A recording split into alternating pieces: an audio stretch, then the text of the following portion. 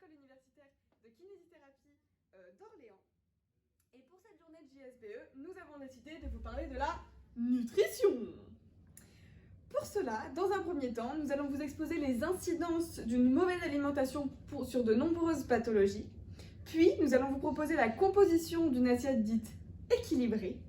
Ensuite, pour vous aider à choisir les bons produits durant vos courses, nous vous parlerons du Nutri-Score et des étiquettes présentes sur les produits alimentaires que nous vous aiderons à décrypter. Pour cela, nous vous montrerons nos courses. Après cette présentation, vous serez les pros des décryptages des étiquettes alimentaires, je vous l'assure. Est-ce que vous saviez que la nutrition avait un impact sur l'apparition des maladies chroniques fréquentes? Eh bien moi non. Donc si vous êtes comme moi, je vous emmène pour un récapitulatif sur les différents risques que peut causer une mauvaise nutrition. C'est parti! En France, la prévalence globale du diabète est de 5%.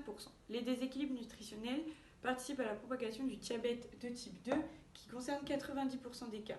La maladie se manifeste en général après 40 ans mais concerne de plus en plus de jeunes, ce qui est inquiétant car les habitudes alimentaires s'acquiert dès le plus jeune âge et participe à la prévention de la maladie. L'obésité concerne 17% des adultes en France et selon l'OMS, on observe une augmentation x3 dans le monde des nombres de cas d'obésité. En France, les maladies cardiovasculaires entraînent 140 000 décès par an et 20% des cancers sont attribuables à la nutrition, dont 5,4% directement à nos habitudes alimentaires. Donc même si nous n'avons pas encore de lien établi entre la nutrition et la santé, nous savons que les études épidémiologiques ont démontré qu'une alimentation saine, équilibrée et diversifiée permet une bonne croissance, un maintien de l'immunité, de la fertilité et bien évidemment un vieillissement réussi. Une alimentation équilibrée. Alors une alimentation équilibrée, ça va être manger varié, manger dans des quantités raisonnables et à des heures fixes. Attention à ne pas tout confondre. Une alimentation variée ne veut pas dire manger des kilos de brocolis, se contenter juste et simplement d'une soupe le soir, etc. Non, une alimentation variée, ça va vraiment être manger en fonction de vos besoins, de ce que vous consommez dans la journée, manger surtout en variété. Alors, on sait souvent qu'une mauvaise alimentation, donc trop de graisse, trop de sucre, etc., peut entraîner des petits désagréments intestinaux, peut entraîner des problèmes de concentration, de sommeil, de stress, etc. Ce qui est important aussi, c'est de savoir que en adoptant une alimentation variée et équilibrée, vous allez pouvoir réduire ce stress, donc avoir un meilleur sommeil qui va entraîner une meilleure digestion, etc. Et promis, pour cela, il ne faut pas que des pruneaux. Alors, qu'est-ce qu'une alimentation équilibrée et comment surtout l'adopter? Alors, ce que je peux vous conseiller, moi, ça va être, comme on l'a dit, de consommer ce que vous dépensez comme énergie par jour. Donc ça va dépendre de si vous êtes un homme ou une femme et surtout de si vous avez une activité sédentaire, physique modérée ou bien physique, on y va quoi. Une autre chose importante, ça va être d'équilibrer votre repas. C'est-à-dire qu'il faut que vous ayez plus de la moitié de votre assiette, ou de votre repas en tout cas, qui soit composé de légumes, donc de légumes, de fruits, etc. Une autre partie qui soit un peu moins importante, bien évidemment, qui soit composée de céréales. Donc là, ça peut être du riz, des patates, des pâtes. Et une autre partie qui soit composée de protéines, donc de protéines de type poisson, œufs ou bien viande, et encore des substituts tels que les légumineuses. Ce qui va vraiment être important, ça va être d'équilibrer vos apports en lipides, protéines et glucides. Et enfin, ce que je vais pouvoir vous conseiller aussi, ça va être de manger à des heures régulières. Donc ce qui est important, ça va être d'éviter tout ce qui est grignotage entre les repas et de manger par exemple 3 fois par jour, donc le matin, le midi et le soir. Vous pouvez aussi faire en sorte d'équilibrer votre alimentation sur une journée. Par exemple, vous dire je mange plus le matin ou je mange plus le midi et un peu plus léger le soir. Ou bien d'équilibrer votre alimentation sur une semaine entière. Par exemple, dans la semaine, je mange plus de légumes et le week-end, je me fais un peu plus plaisir. Je mange de la bonne viande, je mange du bon poisson, etc. Ce qu'il faut donc retenir de cette alimentation équilibrée, ça va être qu'il faut manger varié, qu'il faut manger en fonction de ce que vous consommez, vous faire plaisir bien évidemment. Vous pouvez tout manger tant que vous mangez dans des conditions, dans des quantités raisonnables.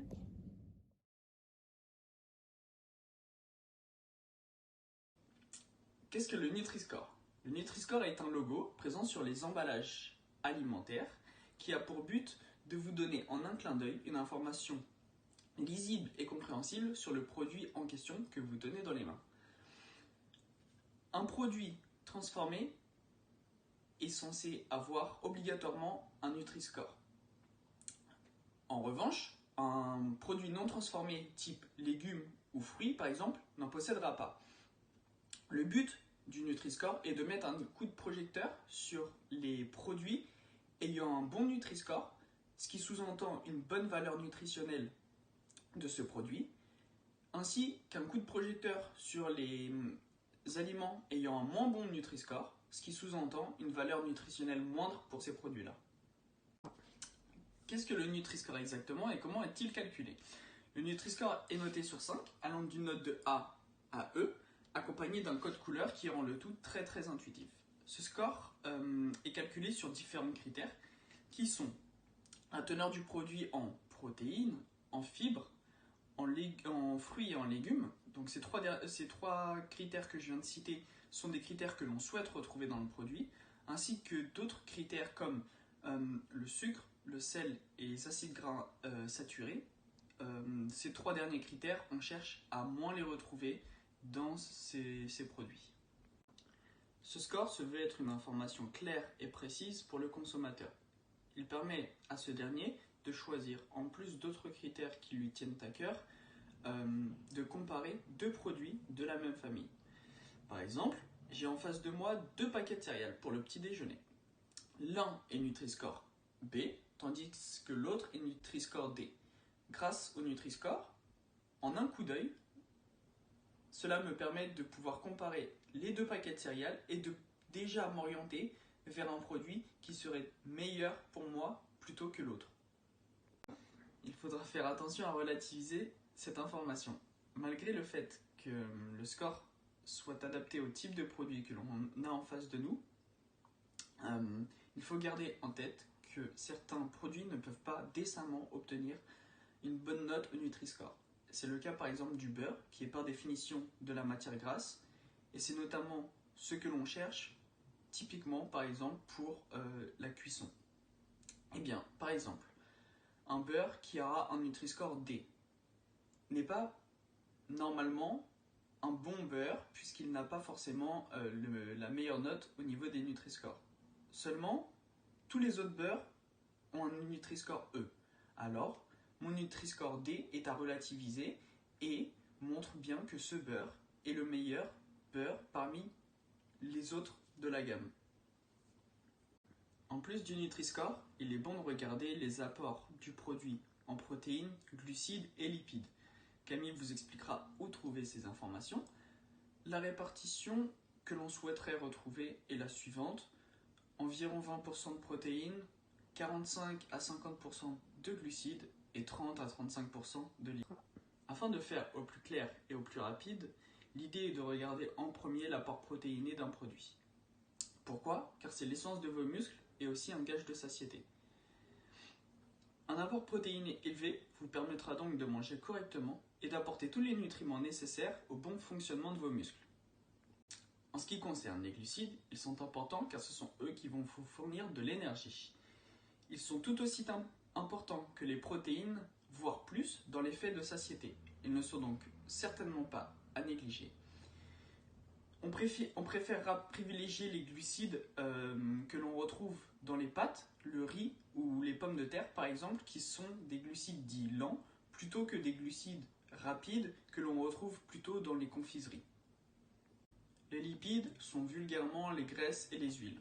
Ils interviennent dans de nombreux processus dans notre corps, au niveau notamment des organes. Ils sont super importants dans le bon fonctionnement des cellules ainsi que dans celui du système immunitaire. Ainsi, protéines, glucides et lipides sont essentiels à notre alimentation et au bon fonctionnement de notre corps. Dans le cadre d'un rééquilibrage alimentaire, par exemple, veillez à ne pas supprimer totalement l'une de ces 3 composantes qui sont essentielles. Pour retrouver toutes ces informations, je laisse la main à Camille qui va vous en dire plus.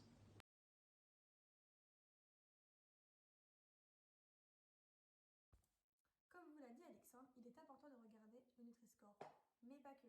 Il faut aussi savoir lire une étiquette, car parfois le Nutri-Score peut être trompeur. Il y a quelques tips à savoir. Les aliments sont toujours perdure 3 ans. C'est-à-dire que l'aliment présent en quantité la plus importante est placé en premier. Par la suite, pour un produit de bonne qualité, nous regardons les premiers ingrédients. Si par exemple, nous voulons une boîte de raviolis et que le premier ingrédient cité est de l'eau, c'est bof bof, vous croyez pas? Il faudrait que ça soit des pâtes ou des tomates ou du bœuf. De plus, il faut éviter tout ce qui est l'huile de palme, matière grasse végétale ou encore sirop de glucose. Tous ces choses-là, il faut oublier. Il faut préférer tout ce qui est l'huile de colza ou l'huile de tournesol, l'huile d'olive, etc. Il y a des informations nutritionnelles qui sont référencées obligatoirement sur les étiquettes, comme les kilocalories ou les kilojoules. Cela représente la valeur énergétique du produit.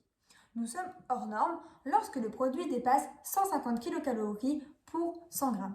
On sera donc en face d'un produit très riche. Donc, il est important de les comparer. Nous allons regarder la ligne glucides et sucres.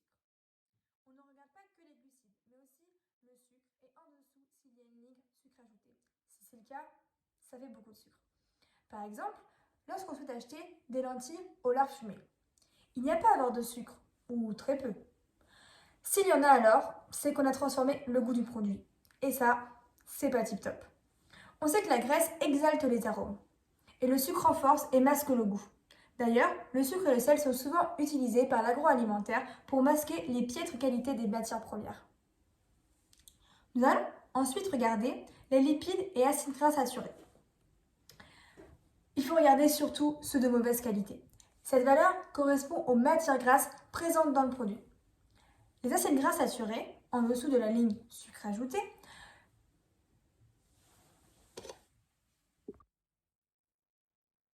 ensuite, nous allons regarder les lipides et les acides gras saturés. Cette valeur correspond aux matières grasses présentes dans le produit. Cette information se trouve juste en dessous des sucres ajoutés. Référencé matières grasses dont acides gras saturés. Si sur la boîte il est indiqué par exemple 15 g dont 10 acides gras saturés, les matières grasses utilisées ne sont pas de première qualité. Ensuite, nous regarderons les protéines. On essaie de prendre un ingrédient qui n'a pas moins de 5 g de protéines pour 100 g d'aliments. On choisit toujours le produit qui contient le plus de protéines. Par la suite, nous allons regarder le sodium. Attention, cette indication ne révèle pas directement la teneur en sel. Pour connaître la quantité de sel dans le produit, il faut multiplier la quantité de sodium par 2,5. Ainsi, si un produit indique 2 g de sodium, la recette contient en réalité 5 g de sel. L'Organisation mondiale de la santé recommande de consommer moins de 5 g de sel par jour, ce qui contribuerait à faire baisser la tension artérielle et le risque de maladies cardiovasculaires, d'accidents vasculaires cérébrales et d'infarctus du myocarde. Ensuite, nous allons regarder la présence d'additifs et d'arômes, épaississants, émulsifiants, édulcorants, exhausteurs de goût, conservateurs, poudre à lever, colorants, et j'en passe. Sont le signe imparable que vous êtes face à un produit totalement industriel, ultra transformé. Donc, moins il y en a, mieux on se porte. Choisissez vraiment le produit où il y a le moins d'additifs et d'arômes possible. Ensuite, un petit point important pour la planète, regardez la provenance. On regarde d'où ça vient. Si un produit vient de l'autre bout du monde et un produit vient de France, choisissez quand même le produit qui vient de France. Nous souhaitons vous proposer une application qui permettra de vous aider à faire vos courses. C'est l'application Yuka. Yuka s'utilise en scannant le code barre de votre achat et il vous indiquera leur impact sur la santé à l'aide du code couleur des feux tricolores. Elle peut également vous proposer des alternatives. Mais attention, il faut que vous fassiez attention. Par exemple, pour Yuka, le sel est totalement néfaste. Évidemment, comme je l'ai dit précédemment, nous devons consommer moins de 5 g de sel par jour. Mais nous devons quand même en consommer. Donc, il faut quand même faire attention à cette application. Mais cette application peut vous permettre vraiment de trouver des alternatives sur certains produits.